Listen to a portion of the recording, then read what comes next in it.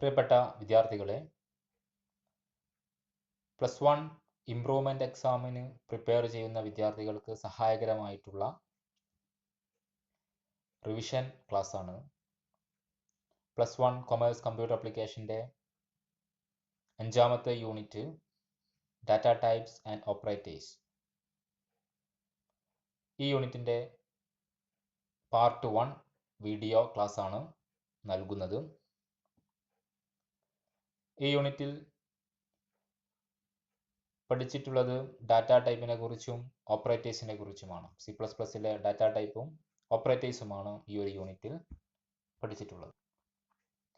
ഇതുമായി ബന്ധപ്പെട്ട ധാരാളം ക്വസ്റ്റ്യൻസ് സാധാരണ ചോദിക്കാറുണ്ട്. അപ്പോൾ അതിൽ ആദ്യത്തെ ടോപ്പിക് ഡാറ്റ ടൈപ്സ് ആണ്. വ്യത്യസ്ത ഡാറ്റ ടൈപ്പുകൾ പഠിച്ചിട്ടുണ്ട്. C++ൽ വ്യത്യസ്ത ഡാറ്റ ടൈപ്പുകളുണ്ട്. അവയ്ക്ക് എക്സാമ്പിൾസ് ആണ് int, char, float, double, void തുടങ്ങിയവ. എന്താണ് ഈ ഡാറ്റ ടൈപ്സ് എന്ന് പറഞ്ഞാൽ? Data types are the mean to identify the nature of the data and the set of operation that can be performed on the data. Data type എന്നതുകൊണ്ട് ഉദ്ദേശിക്കുന്നത് ഒരു ഡാറ്റയുടെ സ്വഭാവത്തെ തിരിച്ചറിയുവാനും ആ ഡാറ്റ ഉപയോഗിച്ച് നമുക്ക് ചെയ്യാൻ സാധിക്കുന്ന പ്രവർത്തനങ്ങളെ സൂചിപ്പിക്കുവാനും ഉപയോഗിക്കുന്ന ഒരു മാർഗമാണ് ഡാറ്റ ടൈപ്സ്. അപ്പോൾ ഡാറ്റ ടൈപ്സ് ഉപയോഗിച്ച് നമുക്ക് രണ്ട് കാര്യം മനസ്സിലാക്കാം. ഒരു ഡാറ്റയുടെ നാച്ചർ, സ്വഭാവം, അതേപോലെ ഡാറ്റ ഉപയോഗിച്ച് നമുക്ക് പ്രവർത്തിപ്പിക്കാൻ സാധിക്കുന്ന ഓപ്പറേഷൻസ് തുടങ്ങിയവ മനസ്സിലാക്കാനാണ് ഡാറ്റ ടൈപ്സ് ഉപയോഗിക്കുന്നത്. C++ൽ ഡാറ്റ ടൈപ്പുകളെ നമുക്ക് മൂന്നായിട്ട് തരംതിരിക്കാം. ഫണ്ടമെന്റൽ ഡാറ്റ ടൈപ്സ് അല്ലെങ്കിൽ ബിൽറ്റ് ഇൻ ഡാറ്റ ടൈപ്സ്. രണ്ടാമത്തത് ഡിറൈവ്ഡ് ഡാറ്റ ടൈപ്സ്. മൂന്നാമത്തത് യൂസർ ഡിഫൈൻഡ് ഡാറ്റ ടൈപ്സ്. ഇതാണ് C++ലെ 3 വ്യത്യസ്ത തരം ഡാറ്റ ടൈപ്സ്. ഇവിടെ ഒരു ഗ്രാഫിക്കൽ റെപ്രസെൻറ്റേഷൻ കൊടുത്തിട്ടുണ്ട്. C++ ഡാറ്റ ടൈപ്സിനെ മൂന്നായി തരംതിരിച്ചിട്ടുണ്ട്. User defined data types, fundamental data types, derived data types. ഇവിടെ ഫണ്ടമെന്റൽ ഡാറ്റ ടൈപ്സിന് താഴെ വരുന്നതാണ്, അല്ലെങ്കിൽ വ്യത്യസ്ത തരം ഫണ്ടമെന്റൽ ഡാറ്റ ടൈപ്സ് ആണ് int, char, void, float, double. ഈ 5 തരമാണ് ഫണ്ടമെന്റൽ ഡാറ്റ ടൈപ്സ്. ഇവ ഓരോന്നും നമുക്ക് വിശദമായിട്ട് പഠിക്കാം. ഇനി എന്താണ് യൂസർ ഡിഫൈൻഡ് ഡാറ്റ ടൈപ്സ് എന്ന് പറഞ്ഞാൽ? യൂസർ ഡിഫൈൻഡ് ഡാറ്റ ടൈപ്സിന് എക്സാമ്പിൾസ് സാധാരണ ചില എക്സാമിനൊക്കെ ചോദിച്ചിട്ടുണ്ട്. അപ്പോൾ അതിനൊരു എക്സാമ്പിളാണ് സ്ട്രക്റ്റ്, എനിയും അല്ലെങ്കിൽ എന്യൂമറേഷൻ, യൂണിയൻ, ക്ലാസ്. ഇവയൊക്കെ എന്താണ് C++ലെ യൂസർ ഡിഫൈൻഡ് ഡാറ്റ ടൈപ്സിന് എക്സാമ്പിൾസ് ആണ്. Derived data types. Derived data ടൈപ്സിന് എക്സാമ്പിൾസ് ആണ് അറേസ്, പോയിന്റേഴ്സ് ആൻഡ് ഫങ്ഷൻസ്. ഇവയുടെ എക്സാമ്പിൾസ് പഠിക്കുന്നത് നല്ലതാണ്. ചില എക്സാമിന് യൂസർ ഡിഫൈൻഡ് ഡാറ്റ ടൈപ്സിനും അതേപോലെ ഡിറൈവ്ഡ് ഡാറ്റ ടൈപ്സിനും എക്സാമ്പിൾസ് ചോദിക്കാറുണ്ട്.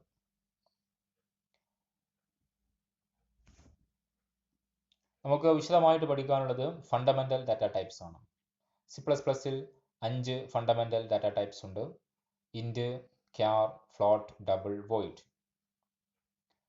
ഈ ഫണ്ടമെന്റൽ ഡാറ്റ ടൈപ്സ് ഉപയോഗിച്ചിട്ടാണ് യൂസർ ഡിഫൈൻഡ് ഡാറ്റ ടൈപ്സും അതേപോലെ ഡിറൈവ്ഡ് ഡാറ്റ ടൈപ്സും നാം നിർമ്മിക്കുന്നത്. നമുക്ക് ഫണ്ടമെന്റൽ ഡാറ്റ ടൈപ്സ് വിശദമായിട്ട് പഠിക്കാം. ഈ തന്നിരിക്കുന്ന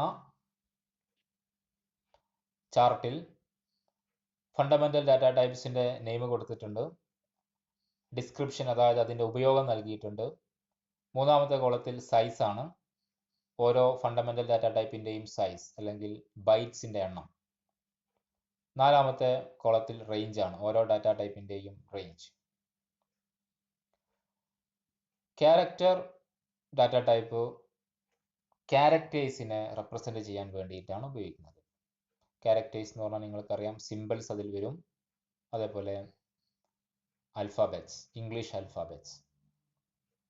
ഇത്തരം ക്യാരക്ടേഴ്സിനെ റെപ്രസെന്റ് ചെയ്യാൻ വേണ്ടിയിട്ടാണ് ക്യാർ ഡാറ്റ ടൈപ്പ് ഉപയോഗിക്കുന്നത്. ക്യാരക്ടർ ഡാറ്റ ടൈപ്പിന്റെ സൈസ് 1 ബൈറ്റ് ആണ്. ഒരു ക്യാരക്ടർ ഡാറ്റ ടൈപ്പ് അല്ലെങ്കിൽ ഒരു ക്യാരക്ടർ ഡാറ്റ കമ്പ്യൂട്ടർ മെമ്മറിയിൽ സ്റ്റോർ ചെയ്യാൻ 1 ബൈറ്റ് ആവശ്യമാണ്. ക്യാരക്ടർ ഡാറ്റ ടൈപ്പിന്റെ അല്ലെങ്കിൽ ക്യാരക്ടർ ഡാറ്റയുടെ റേഞ്ച് എന്ന് പറയുന്നത് -128 മുതൽ 127 വരെയാണ്. ക്യാരക്ടർ ഡാറ്റ ടൈപ്പുമായി ബന്ധപ്പെട്ട ഈ കാര്യങ്ങളെല്ലാം ഓർത്തിരിക്കണം. അതേപോലെ integer data type. Int data type എന്ന് പറഞ്ഞാൽ ഇൻറ്റിജർ നമ്പേഴ്സിനെ സ്റ്റോർ ചെയ്യാൻ വേണ്ടിയിട്ടാണ്, കമ്പ്യൂട്ടർ മെമ്മറിയിൽ സ്റ്റോർ ചെയ്യാൻ വേണ്ടിയിട്ടാണ് ഇൻറ്റ് ഡാറ്റ ടൈപ്പ് ഉപയോഗിക്കുന്നത്. എന്താണ് ഇൻറ്റിജർ നമ്പേഴ്സ്? ഫ്രാക്ഷൻ പാർട്ടില്ലാത്ത നമ്പേഴ്സിനെയാണ് ഇൻറ്റിജർ നമ്പേഴ്സ് എന്ന് പറയുന്നത്. ഇൻറ്റിജർ നമ്പർ സ്റ്റോർ ചെയ്യാൻ 4 ബൈറ്റ്സ് ആവശ്യമാണ്. ഒരു ഇൻറ്റിജർ നമ്പറിനെ കമ്പ്യൂട്ടർ മെമ്മറിയിൽ സ്റ്റോർ ചെയ്യാൻ 4 ബൈറ്റ്സ്. അതിന്റെ റേഞ്ച് അവിടെ നൽകിയിട്ടുണ്ട്, സ്ക്രീനിൽ നൽകിയിട്ടുണ്ട്.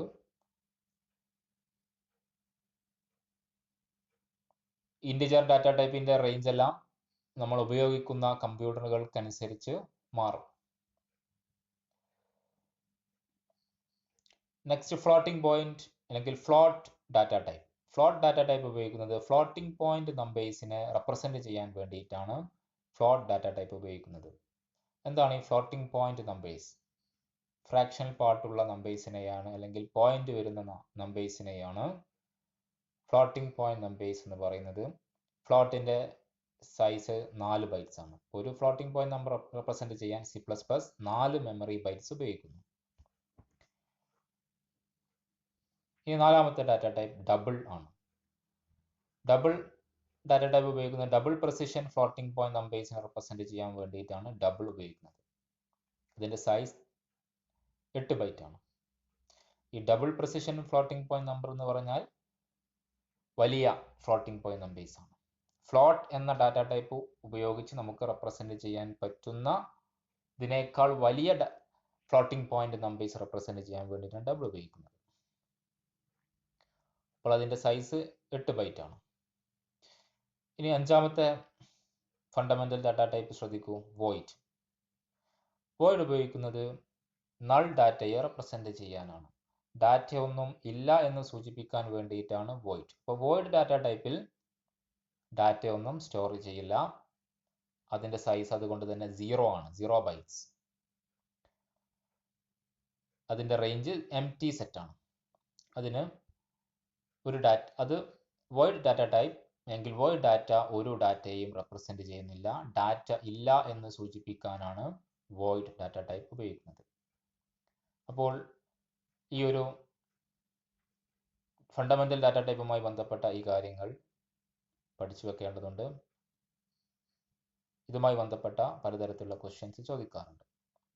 എക്സ്പ്ലെയിൻ, അതിൽ സാധാരണ ചോദിക്കുന്ന ക്വസ്റ്റ്യൻ ആണ് explain different types of fundamental data types. അതുപോലെ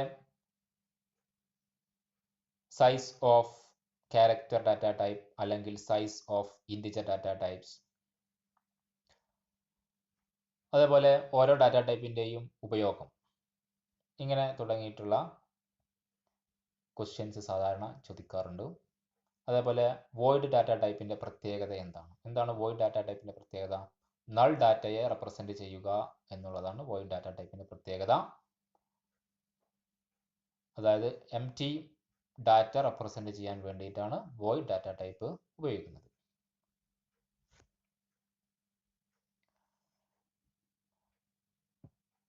ഡാറ്റ ടൈപ്പ് കഴിഞ്ഞതിന് ശേഷം ഈ യൂണിറ്റിൽ പഠിച്ചത് വേരിയബിൾ എന്ന ടോപ്പിക്കാണ്. എന്താണ് വേരിയബിൾ എന്ന് പറഞ്ഞാൽ? Variables are the names given to memory locations. Computer memory ലൊക്കേഷന് നൽകുന്ന പേരുകൾക്കാണ് എന്ത് പറയുന്നത്? വേരിയബിൾസ് എന്ന് പറയുന്നത്. വേരിയബിളുമായി ബന്ധപ്പെട്ട് 3 കാര്യങ്ങൾ നാം മനസ്സിലാക്കേണ്ടതുണ്ട്.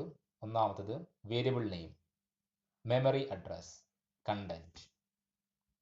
അപ്പോൾ വേരിയബിൾ എന്ന് പറഞ്ഞാൽ കമ്പ്യൂട്ടർ മെമ്മറി സെല്ലുകൾക്ക് നൽകുന്ന പേരിനെയാണ് വേരിയബിൾ എന്ന് പറയുന്നത്.